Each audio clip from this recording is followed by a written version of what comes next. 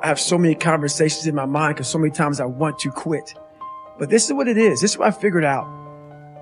I was so afraid of myself that I had to figure out, I became a master of my mind.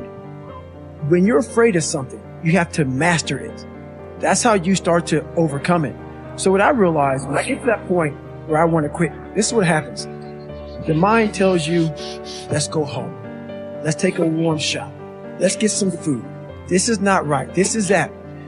If you cannot answer the questions at that moment, because your mind's going to start giving you all these questions. And if you can't answer them, you're going to quit. What I realized when I was going through 100-mile race, 200-mile races, pull-up records, my mind would come creeping in. Like when I was doing 2,000 pull-ups and my hands were ripped open, my mind said, look, brother, we've done all these other things. You've proven yourself. You're good. If I didn't have the answer to respond to my mind and say why I'm here, why I'm doing this, you will always lose that fight. You have to have the response to what your mind is going to tell you. And another thing about that is self-talk. A lot of people have like these big four on mental toughness. All that's crap about self-talk. A lot of people think self-talk works. It does. But it doesn't work without the suffering before your mind starts saying we need self-talk. So what I tell myself is I go back to the months and years of preparation to get to that day. And I'm telling myself at 3:30 in the morning, if I'm looking at my shoes and I want to go out there and run 30 miles, I have to, in that second, in that moment of this self-talk, my mind saying, you got to find more, I once again calm down, go back into my mind, in my cookie jar, I call it, and I have to reflect back, and that becomes my self-talk. Self-talk does not work unless it is real. Most of us lie to ourselves in the self-talk. It doesn't work. It has to be real. It has to be something that you've done to make it really work. So we read a bunch of books nowadays. As humans, we want to find out how to be someone else. What we don't do is we don't go inside. So literally turn yourself inside out. Like we're writing a book every day of our lives, but we never read that book. So what I would challenge this young man or young woman to do is you have to look inside of yourself to see what you really want. What are you passionate about? I get so tired of hearing people just talking. Like right now, someone may think Goggins is just talking. You don't know me. So when I speak from passion. I speak from experience. I speak from suffering. The only way you're ever going to get to the other side of this journey is you have got to suffer. To grow, you must suffer. And some people will get it, some people won't. But they have to see what their journey is to start their journey. Several people live to be 100 years old, and they have great lives, and they have great kids. The kids go to college and all sorts of stuff. But somewhere in their life, there was a point where they had a decision to make. They can go left or right on this path. Left was the easy route. Right was the hard route. A lot of people take the easy route. And they had a good life that way, but the better life was going to the right side. And you may have 20 years of pain and suffering to get past it, but a lot of us die never truly starting our journey. And I would tell this young person, you got to start your journey. It may suck, but it will come out the other side where you're coasting. The cookie jar is something that I've made up of all the failures of my life, all the things that I failed and I went back. I failed and I went back and I finally succeeded. All the things that kicked my ass. I put them all in the cookie jar because at times of hell, even the hardest men, in times of suffering, what we do is we forget how hard we really are. Because that's what suffering is. Suffering is a test. That's all it is. Suffering is the true test of life. And so that cookie jar travels in my brain. So whenever I get put in a situation where I have poopy pants, the woe is me mentality of, oh my God, life sucks. I take the 1 second decision. I step out of my life for 1 second, go in the cookie jar, pull up, oh, you were in 3 hell weeks and finished 2. I put it back in the cookie jar and I remember who I really am. I'm not the scared kid. This is who I am. It's a reminder of who you truly are at the core of yourself. But what I was saying to myself the whole time on that track, this is what I say to myself. Self-talk and visualization are the two keys to my success. I believed for that last 19 miles, I was indestructible. Because I took myself in that chair, crapping up my back, peeing blood down my leg. I used all that for motivation versus negativity. I used it for motivation. I said to myself, who on this earth would still be going right now? You are. You gotta be the hardest on the planet. Is it true? I believed it. At that time, it got me to the finish line of that race. I believe it today. I believed it enough to where my body said, he's not gonna stop. And I took all the negative things. I need to go to the hospital, this and that. And I used it all. Who the hell could even get on that chair? You did. Who the hell would even think about taping stretch fractures up? You did. All those things I used for motivation. Not getting civilized is about having a savage mentality. Civilized is something where people, it's a comfortable world. For instance, I see these athletes right now who retire. You know, I'm 38, I'm 39. I did 20 years at the top of my game, and I'm chilling out now. You see them a year later, and how they look. What the hell just happened to you? What the hell? You're one of the greatest athletes of all time. Kids looked up to you. Women, men, all ages looked up to you. And they hit the pinnacle where it's time to retire, and their mind says, I'm civilized. The worst thing that could ever happen to any human being is they become civilized. It's that total accountability. I was the baddest person to ever live. It doesn't go away, man. You got to wake up. Even though you retired, you never retired. You're setting the example every single day of your life. And being civilized feels so good. I'm sorry, man. Once you get to the top, you may retire, but you ain't never coming back home, man, because now you're judged. People see you falling off. You want to be that guy who knows I may be retired from the sport or forever I did, but I'll be damned if you ever see me not arriving. I've arrived mentality. You're always setting the example. Civilization feels so good. These comfortable feelings are what people want. They want retirement. They want that. They need that. It's a yearning feeling. I want it too. People love putting a label on me about, my God, man, you're just wired different. I'm not wired different, dude. I'm thinking right now, after I got past my stuttering thing, now I'm on a roll, I'm good now. You know what I'm thinking about right now? I gotta wake up tomorrow and do the same again. I gotta leave this interview and go stretch out for 2.5 hours. I hate that. But guess what it does though? I'm constantly callousing over my victim's mentality that I once had growing up. Every day you have to do this. Because why? When you stop doing it, you don't just maintain it. If you stop shooting a gun, you're not going to be a great shot when you pick a gun up a year from now. The only way to keep from getting rusty is to constantly over that machine. The machine exists. You got to keep challenging it every day.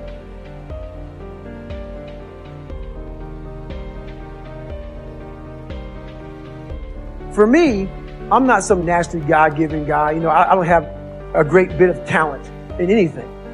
So what got me through horrible times was the dark side. My name is David Goggins. I created Goggins. Goggins is the guy that can take anything you put in front of him. You want to break my legs? So be it. I have a way of going to a place like I did in that race where all the pain and suffering that they put on top of me in Hell Week, I will reverse that pain and suffering, and I will take your soul. So every instructor that put me through BUD/S, my job, what drove me, was I wanted you to go home that night after I smiled in your face. I wanted you to feel worse than I did, and you were going home to a nice warm bed with your wife or your kids and a nice meal, and I was still out there in the grip, suffering for another 100 hours. I wanted you to think about me, knowing that I'm comfortable being very uncomfortable. And I want you to think about when you went through hell, how uncomfortable you were and how bad you wanted to quit, knowing I'm not thinking that. So the dark side is something that I've designed. It's an evil place I can go that very few things can hurt. I use the hurt you're trying to put on me. I flip it upside down and use it. You trying to use it for kryptonite? No. It's power pillars for me. I'm using it for strength. I just flip negative into positive. That's all it is. I knew going into everything I've ever done in my life, Navy SEAL training, 3 times before I got it. Everything I've ever done in my life took me 3 times before I got it. I knew that there was a huge possibility of failure. But what I gained from failure is this. When you see a movie, and you watch a movie about a person who keeps failing, and at the end, they succeed. How do you feel as you watch it? Amazing, yeah. Right? I become the movie. I want to feel how I feel watching someone else in a movie. When I watched Rocky get his ass kicked, and I watched all these different things of failure, I was able to put myself there and say, God, man, how much do you feel now that you finally got there? That's what failure has done to me. I've watched so many things and watched someone succeed at the end of it. It's like, God, I want to feel like that. But failure causes that one feeling. Without that failure involved, you don't have that feeling. If you just pass and you succeed and you're great, that feeling, yeah, okay, I'm good. What takes you years, months, years to accomplish because you just can't get over the hump, but you continue going back to the drawing board. You're looking for those few seconds after you finally figure out the equation, whatever the equation may be, to get you to finally pass, to succeed. I live for that feeling, but I can't get that feeling without going through, I feel this equation. I feel this one, I feel this one, I feel this one. Oh, I'm figuring it out. So you start to feel it before you even pass, before you even get to the success part. And then once you succeed, the feeling is unbelievable. And you take that feeling of success through failure and you put it in your cookie jar. And you say, I'll come back and get you again. I'm going to need you again down the road in my life to call on you. When I was in training, we had a guy with this funky ass attitude. Tried it every day. It was contagious. He just wouldn't go away, he wouldn't quit. So I knew there was one evolution out there that he'd think about quitting on. It was called steel pier. They lay you on this steel pier, they hold you down. It's windy and cold in San Diego. They put you in the water and you repeat that cycle. We're in the water treadmill. He looks at me and goes, Goggins, you want to quit? I go, yeah, let's get out of here, man. We walk to the bell. He rings it. He looks at me, waits for me to ring it. I said, well, stay a little longer. Have fun in your civilian life. Hey, you got a bad attitude? Stay at home. One thing more contagious than a good attitude is a bad one. Stay hard. And this is where I got taken souls from. If you look at round 14 of Rocky 1, Apollo is beating Rocky. Rocky falls down in this corner. Mickey's saying, stay down, stay down. Rocky didn't hear a soul. Apollo, after he knocked him down, turns around, hands in the air, like I finally knocked down this animal. Apollo doesn't know it, but Rocky is getting up. Apollo turns around the second Rocky gets up. And Apollo looks at Rocky, and Apollo looks at him with a look of like Rocky just took his soul. Apollo shakes his head, and Rocky has his gloves and emotions towards Apollo. Come on, I'm still here. And this song comes on that I played. So when I broke the Guinness Book of World Records, it took me 17 hours to do 4,030 pull-ups. I listened to one song in 17 hours. 2 minutes and 17 seconds. I listened to that song for 17 hours, non-stop, on repeat. So the image in my mind of a man was not one that had earrings, sagged his pants. I had this image in my head, and I was going to fulfill that. And I didn't do any trends. I stopped trending. I stopped being this guy who whatever was new, that's not what I believe in. I'm doing this. This is what I want to be, and this is what I'm going to be. Let me tell you something. Those that criticize others, they really got something going on with themselves, which is why they're criticizing you. Quick story. Had some family come in town, eating some breakfast. Goggins is nowhere to be found. I'm out for a little workout, for a run. I come back in for my run. Here come the jokes. Oh, let me guess. You were out running. You probably gotten 100 miles this morning. All the sarcasm, you know how it goes. I annoy people. And they let me know about it. They have no idea how annoying it is to me. Every morning I wake up, I get a chance to see your lazy ass in bed. Stay hard. People are hilarious. They are so threatened and jealous and insecure, and every word in between all that. When I was fat and lazy and insecure, struggling in school, struggling in life, people were giving me all this advice, trying to help me out. Well, I went on the other side of the spectrum. I lost weight, I got in shape, I started studying, I started becoming one of the hardest working people out there, and guess what? They still have to say. People don't want to see you better than them. That's what it comes down to.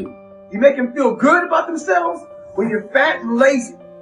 And you make them feel like crap when you come from the depths of hell and decide to make it. Stay hard. It might be April where you are, and you're expecting nice weather, but it's 20 degrees.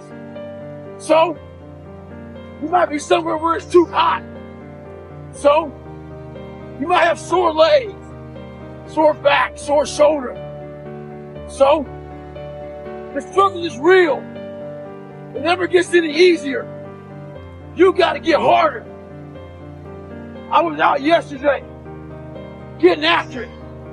Had one of the best runs I've had in a long time. No one cares what you did yesterday. It only matters what you're doing today. Those who take me literally, so I'm a cheerleader for those who want to do better, not for those who want to stay the same. Stay hard. I was haunted. So we all have these voices in our head. We like to not listen to them. The one that comforts us and keeps us nice and warm, cuddly, and gives us cookies and milk at nighttime. We like that voice. That voice is the one we want to always hear, which is why people don't like to listen to me a lot. Some people do, some people don't. The only thing that changes you is being real. So basically, I had to have the courage to go back in it because nothing was getting done. I kept on going to that nice, cuddly voice in my head saying, you know what? You don't need to do this. That's too much work, man. You've earned this. You deserve this. And that mentality got me to 297 pounds, fat, out of shape. To me, a loser. To me, making $1,000 a month and making a ton of mistakes. Because mistakes happen on the easy side of life. You take the easy road, the easy path, there's a lot of mistakes over there. The hard journey, you don't make too many mistakes over here because it's too hard. You don't want to repeat it. So it's challenging. When I was in the military, I went to this school. It was all about projects. They give you a wheelbarrow with 5 people, but the wheelbarrow had no wheel. They give you big ass cinder blocks, 2x4s, and you had to get all that from point A to point B at one carry. They want you to get creative. And I was born with all kind of heart issues, lung issues, bone issues. So I had to get creative. I didn't have a lot to work with. A lot of you use that as an excuse. You don't have a lot to work with. So you want to die all preserved. Make sure you die being used up. Find out what you have and get maximum potential out of that. Stay hard. A few weeks ago, I was in the gym working out, and this NBA player walks in with his trainer. I could tell by the exercise they were doing, he was used to doing this 12 reps. Because when the trainer said, let's do 15 today, he got a little attitude. It became very clear to me on why he was a one. Having that bare minimum attitude will keep your ass on that bench. If you heard what kind of she was being in that moment, he wouldn't have said it. It motivated me though. It was locked in my brain, still there now, on how we sounded. It kept me in the gym another 2 hours. The thing about it is this. It's not just the 3 reps that he failed to recognize. It's what happens in those 3 reps that make it better. Never do the bare minimum. Stay hard. Honestly, I'm blessed enough to have survived the life I lived and to come out the other side with a bunch of knowledge. So hopefully I can help people that believe that they're much less than what they truly are. Help them find greatness in themselves. And greatness isn't running 200 miles at a time or doing 4,000 push-ups or being SEAL. Greatness is whatever the hell you dreamed of in your own mind. You gotta first see it. You gotta first create this vision in your mind. And then that's when I come into play. Once you create this vision in your mind, it's how am I gonna get there? And that's when I come into play. But first you gotta create your own vision. And it's not external. It's the vision created is inside of you. Most of this generation quits the second they get talked to. You did this wrong, or they get yelled at. It's so easy to be great nowadays because most people are weak. This is a softened generation. So if you have any mental toughness, any ability, if you have any fraction of self-discipline, the ability to not want to do it but still do it. People have a hard thing to understand. I hate to run. And what makes me so crazy, it doesn't anymore. You go, well, why do you run if you hate it? What are you talking about? I don't want to take showers and eat either. I hate that too. That's life, man. It wasn't until I changed that mentality that I became somebody. I hated going to school. So guess what? I was dumb. That's what 1 + 1 is 2. But if you can get through to doing things that you hate to do, on the other side is greatness. That's what people understand. By me running, I am callous in my mind. I'm not training for a race. I'm training for life. I'm training for the time when I get that 2 o'clock in the morning call that my mom is dead or something happens tragic in life. I don't fall apart. I'm training my mind and my body and my spirit so it's all one so I can handle what life is going to throw at me. Because the life I've lived, it throws a whole bunch at you. And if you're not physically and mentally prepared for that, you're just going to crumble in the grip of nobody.